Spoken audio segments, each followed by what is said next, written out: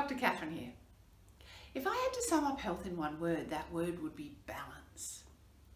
This is very obvious physically because as much energy as we take in food, we need to expend that in the work that we're doing.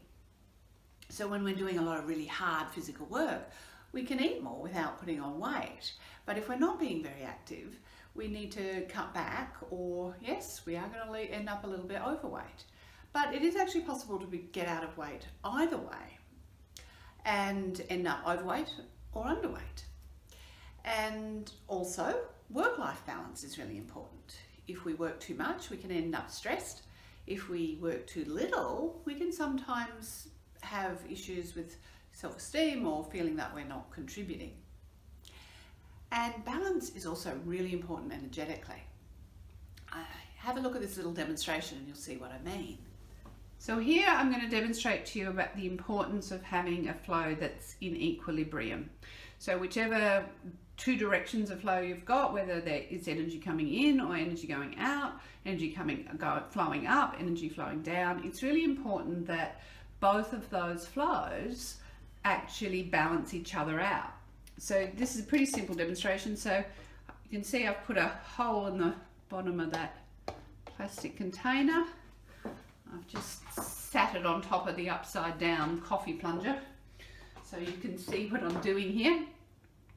So I'll just fill up the container a little bit, so the back of that sticker, so you can see where it is. Now if you actually have more energy flowing out than is coming in, like here, what actually happens is eventually, of course, you run out of energy, and that is how one of the causes of chronic fatigue, when we feel exhausted and drained, because, surprise, surprise, we are exhausted and drained.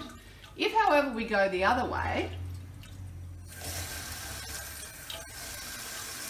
and we end up with too much energy flowing in, well, what happens here is, as you can see, you end up with energy just flowing out all over the place, and the energy even ends up in the wrong places.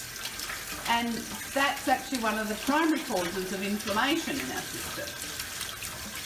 But when we end up with a flow that's properly in equilibrium or properly balanced, you can see there that the actual level actually holds. So that is a flow that's in equilibrium. Energy in, energy out, energy up, energy down, it's pretty balanced. So balance is really important energetically. I've got one of my little nerd toys here to show you a little bit more about what I mean. So this little device is just suspended by magnets.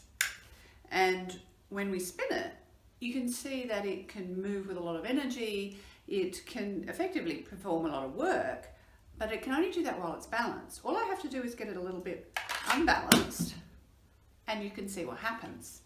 Now the same thing happens in our own system energetically. There are two kinds of balance that we need to work on. The first is energy out and energy in. This is particularly important for healers because healers every day, every time they see a client, they're actually giving out energy, or at least using their energy to support their clients and what they're going through.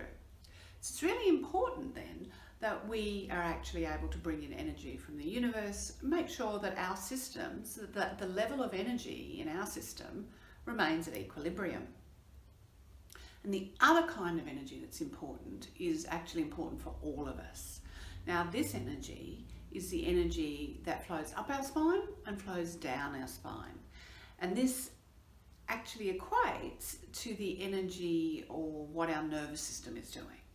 Because you have signals or energy that flows from your brain down into your body, telling your system what to do in order so you can achieve in life what you want to do. But we also have information or energy that flows from our body back up into our brains. Now that's important because that gives us the feedback to know whether or not we're on track.